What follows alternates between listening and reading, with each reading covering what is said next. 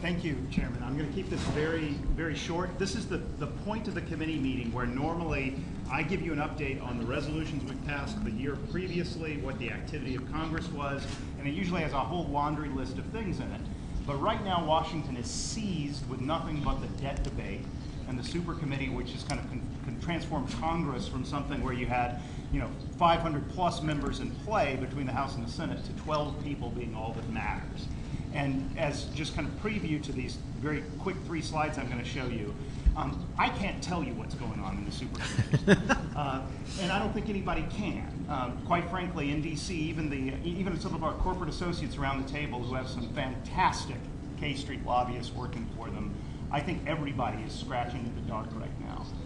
And most speculation is just revolving around what the personalities among these 12 might be, how those personalities might be interacting with each other, and reading the tea leaves about Senator Patty Murray from the state of Washington that we're in, and how she's getting along with Jeb Henserling from Texas, and everyone's speculating about how they've noticed them at lunch or dinner, and how that might relate to the ultimate outcome here. But all I'm going to do is look based on what we know in the legislation and how that could play out on state budgets.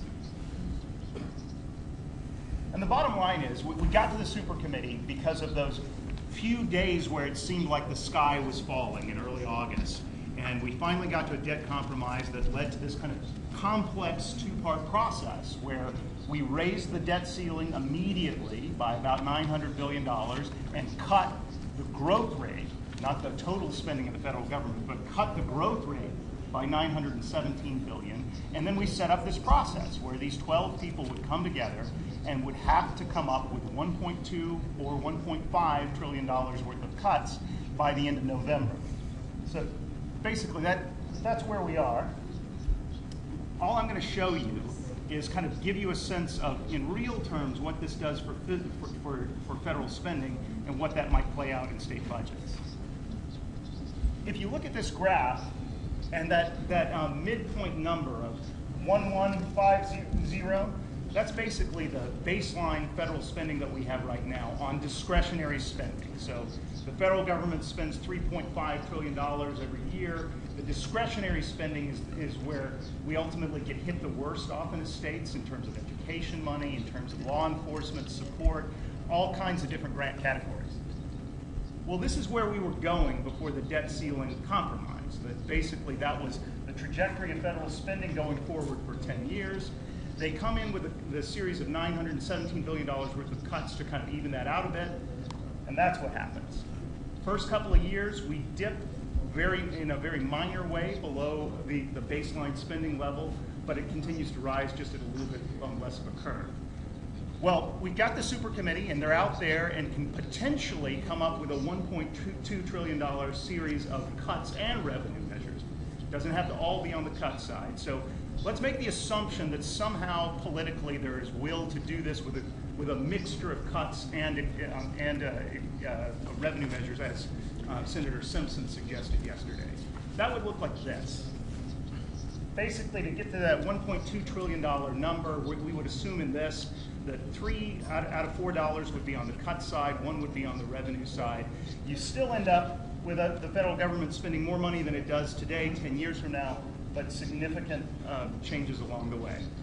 Now, the thing that scares people, and the reason why you get particularly the military out there talking about the threat to U.S. national security if the debt compromise doesn't yield something that can be voted out of Congress, is that under sequestration, which is what happens if they can't come up with a compromise, you have massive immediate cuts on the discretionary side that will take effect and really fundamentally transform a whole ranges of federal programs at the moment.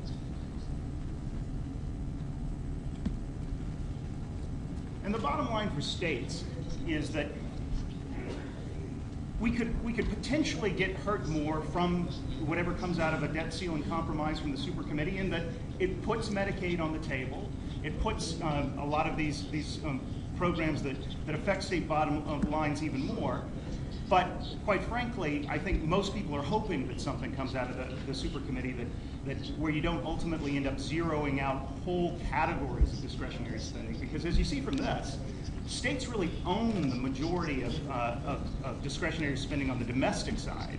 And although under sequestration there's some categories that are exempted, be it Medicaid, be it your transportation accounts, but whole sectors of spending that states depend on, particularly things like education funding for the disabled, for low-income schools, would really face 10, 20, 30, 40% cuts if a debt compromise isn't reached by the super committee itself.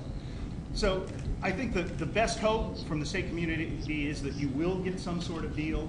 You can expect that if there is a deal, that there's going to at least be $100 billion worth of cuts to Medicaid in it. That's what the president put on the table. So if the president puts that on the table through what was called his blended rate plan, you can bet that House and Senate Republicans will be looking for an even larger number than that. But that's kind of where we are. We would normally talk about a whole range of things coming from Congress, but until this is resolved, Washington really isn't doing anything else. Thank you, Mr. Chairman.